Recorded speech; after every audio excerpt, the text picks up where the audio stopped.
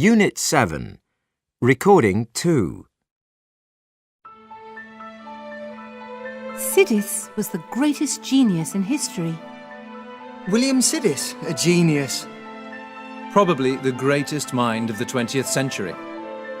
They say his IQ was between 250 and 300. That's off the scale. A genius. William Sidis. Great brain, difficult life. Sidis, genius. Was William Sidis the most intelligent man who ever lived? If so, why isn't he famous? Why isn't his name known like the names of Einstein, Leonardo, and Charles Darwin? What can his life teach us? William James Sidis was born on April the 1st in 1898. That's right, April the 1st, April Fool's Day. His parents were Boris and Sarah Sidis, Russian Jewish immigrants who had settled in New York. They were both passionately interested in education. Boris was a psychologist who taught at Harvard University, and Sarah used to read Greek myths to her son as bedtime stories. It soon became clear that their son was something special.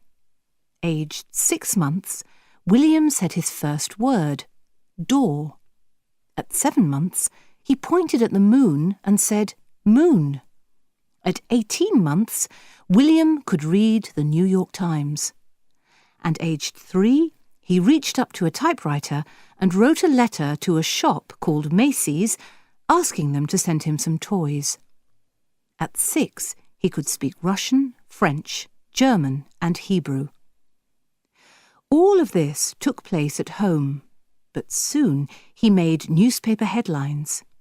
He passed the entrance exam to one of the United States' best universities at the age of 8. Then, aged 9, he gave a lecture on mathematics at Harvard University. Attended by maths professors and graduate students, this lecture put Sidis on the map. He began attending Harvard University 2 years later, at the age of 11. Now that he was in the public eye, things began to go wrong for William Sidis. The media was fascinated by him. Journalists followed him around and wrote articles about this young genius.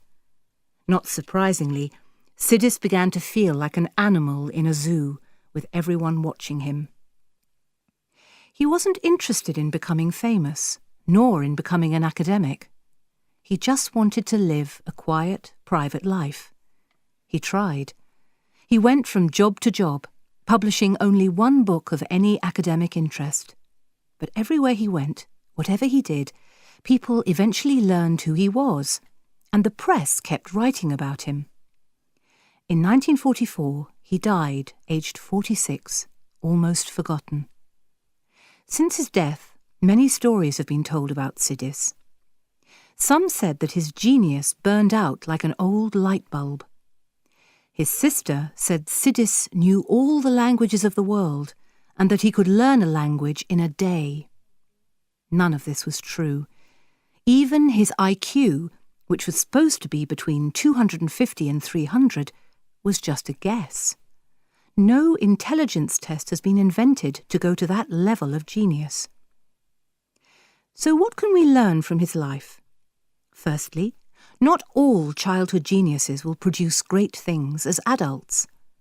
They may think great thoughts or do incredible calculations, but many of them just do normal jobs and find happiness in that way.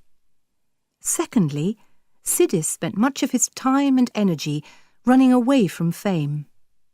Unless they want to be Hollywood stars, people need to be left in peace. That's how most geniuses do great work.